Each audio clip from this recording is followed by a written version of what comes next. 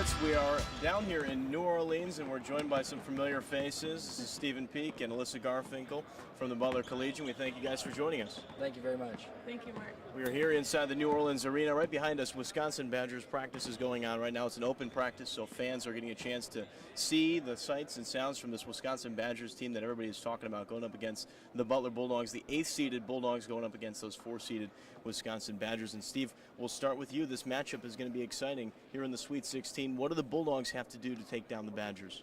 Well, first of all, those two teams very similar, half-court offenses. So I guess the winner of the day is going to be the team that best executes their half-court offense. And so I think Butler's going to have to do that.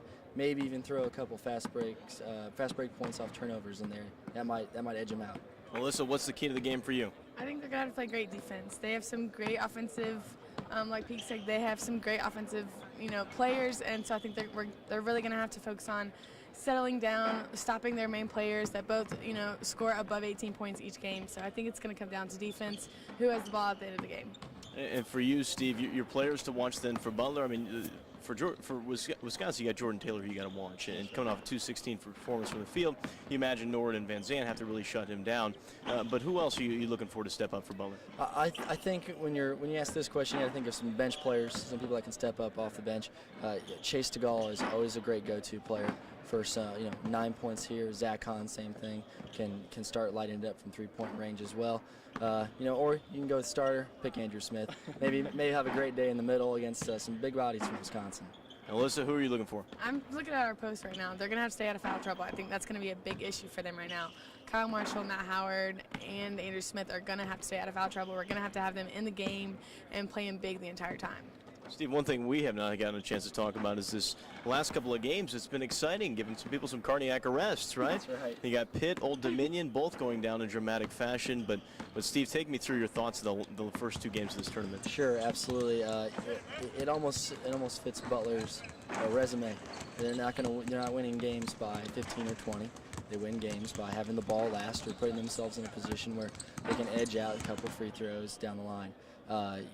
Heart attacks certainly, possibly for those Bulldog fans. People feel like their lives have been shortened, but at the same time, they're loving it and they're along for the ride and they're glad the Bulldogs are still there.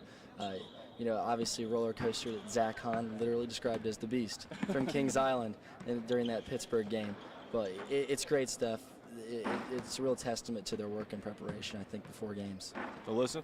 I think we've seen a lot of passion from them right now. I think lately it's been a lot of heart, and I was talking with Sean Van Zandt earlier, and he was talking about how when Shelvin Mack made that foul, he thought his season was over, and so they're all right now just so excited to be able to be here, and they're going to put everything they have out on the court. And the road now opens up because you're essentially a 1 seed now. Pitt is gone. You've got the 2 in Florida and the 3 in BYU out there. So is it true? Can the Bulldogs make this run again to another Final Four? Oh, absolutely. Every year, I think they have a chance with the level of talent they're bringing in, combined with their system and the great coaching that they already have.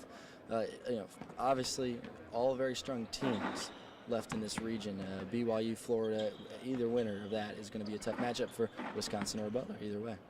And Elyssa, what do you think? Can they do it? I think they definitely can. I think it's going to be tough from here on out. I think they know that. It's going to be a dogfight every single night. But at the end of the day, they have a lot of experience. They were here last year, and they've been here before. So, you have your senior leaders. You have your Shelvin Mack, Ronald Nord stepping up, and Chase DeGaulle coming off the bench. I think you're going to see some exciting things, and I think they're going to be able to pull it out. All right, well, thank you guys so much. One thing here, when it is media day, you see the players out on the court, but you also get a chance to hear from the players inside the locker room. So before Wisconsin was out here, it was Butler's turn, and inside the locker room, we're going to give you a chance now to hear from a couple of the players. I think it starts with our coaches, and they do a great job preparing us to play these teams, and being prepared and being able to execute is really key at this time of the year. And I think it starts with them. They get us as prepared as possible, and fortunately, we've had guys that have been in these situations before, and that helps quite a bit as well. We can defend inside, but when they go out on the perimeter, it's going to be the tricky time. We're just going to have to play well, play hard. We're going to have a lot of help from our guards, and we're going to have to be in the gaps and defend well. They're going to be pretty similar to a Green Bay team, or not a Green Bay, Wright State team that we played during the year. Obviously, they're a much more skilled team, but our bigs kind of play the same way. All right, so Wisconsin is the opponent for the Bulldogs. Let's take a look inside those Badgers statistics. And you look at the national rankings, this team extremely underrated. in this NCAA tournament. Looking now, you got points allowed. They're third in the nation. Turnovers first. Free throws. They don't get to the line necessarily very often, but when they do, especially in late game situations, they knock them down at an 82% clip. You look at offensive points per possession, 1.19. That's second in the nation. And then assist to turnover ratio, that category that is so vital here in the postseason, 1.74. They are first. They are the best team in the nation in that category and not turning the ball over. So important in this stretch. Wisconsin, under Bo Ryan in the last 10 years, has gone to the NCAA tournament every single time. Well, the one catch is that they're 15-0 when scoring 70 or more points per game. So the Bulldogs, a very good defensive team, will try to limit that number in the total column for Wisconsin, under 70, to try and avoid that. So some players to watch now for Wisconsin. You're looking at Jordan Taylor, who is a very tough guard from the perimeter.